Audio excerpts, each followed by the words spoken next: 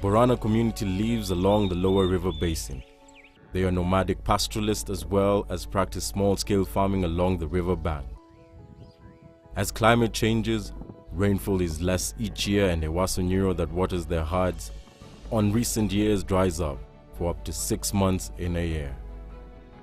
When you look at the downstream users, they are mainly pastoralist community. These are community who are really struggling with climate change. They are pastoralists, they used to keep large herds of cattle, but because of climate change, things are changing, so they really need to adopt. And one of the hazards that they are really facing is drought. This is why in the year 2011, a consortium of Dutch-based NGOs, United Local Communities Living Along the River and non-governmental organization working there to partner for resilience. Partners for Resilience, which is PFR, it's a partnership of in Kenya of four international Dutch-based organizations. That is CODAID, Wetlands International, Netherlands Red Cross, and Red Cross Climate Center. But we have partners on the ground who also implement this activity. We use the CMDRR approach, which is the Community Managed Disaster Risk Reduction, which means that the community are actually at the center of managing their disaster. Most of the time we see that communities are just waiting, sitting there. When a disaster comes is when the community go out and say, oh, government, come and help us. But at this point, I think what CMDRR approach is trying to do is that helping the community actually realizing the causes of their vulnerability, which hazards or which problems they are facing, and how can they cope with those problems. We have our community action plan. There is hazards, there is drought, there is influx, there is disease, there is diarrhea. We are working with our action plan. Among the hazards identified by the community, livestock diseases and human diseases are also in that list. So this is the priority of the community. Yes, and the contingency plan is informed by the needs of the community. Lista moja ambayo tuko naye ilikuwa ya shida ya maji. Watu walikuwa watembelea kilomita 20-25 kupata maji ya mtungi mbili. With the help of different partners, the Basa community piped the water to Basa. Water comes nearer home, but they have to pay monetary and environmental cost of using diesel pumps.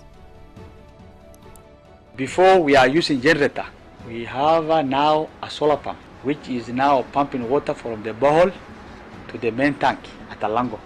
But now we are paying 5 shillings for 2 drums.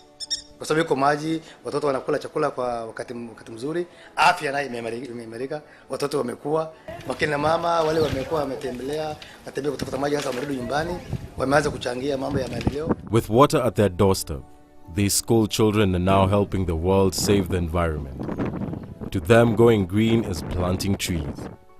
They aim to create a greener school, a children-made forest in a place where everybody believed it could not be done. Ndani yetu zaidi ni kujaribu kuelimisha wananchi wasitegemee mifugo peke yake, sababu mifugo ni kitu wakati mwingine yaenda na hata wadui au kiangazi. Kujaribu hata kujifunza kulima na hata ukulima hii walime ukulima wa kisasa. Sisi usamani hatujui mambo ya kulima, lakini njaa siku hizi ametuonyesha mengi. Naona samani tunangoja tu bwana ndo natafuta chakula, ati kina mama nakaa nyumbani. Tangu watu wa NGO amekuja ametufunza mengi, tulishika pesa kwa mfuko wetu 10,000, tunashangaa. We use the camel caravan as a tool or a strategy to advocate for the community. We also work with private sectors, for instance radio stations, which are for the community. Some are also personally owned, in terms of disseminating early warning information. We would like to continue to work as a consortium because we've realized actually the consortium is beneficial to us. It's something we will still want to engage in. If there are opportunities to work together, we'll like to continue this partnership. In terms of our DRR activities, of course, we are looking also for more support in terms of continuing our agenda in DRR in Isiolo and other counties. So for us, we don't stop here. PFR has really taught us a lot. We've been able to achieve a lot. We've also had challenges where we've learned from, because it's not just about challenges, but what we learned from those challenges and how best can we carry it forward. So we hope that if the phase 2 of this project, we'll continue with what we've already started. If the phase 2 is not there, then we look for more resources, of course, and continue what we started. Because for us, we think what we've achieved in the first phase is important and needs to be really replicated, even not just in the same county, but also in other ASAL counties in Kenya.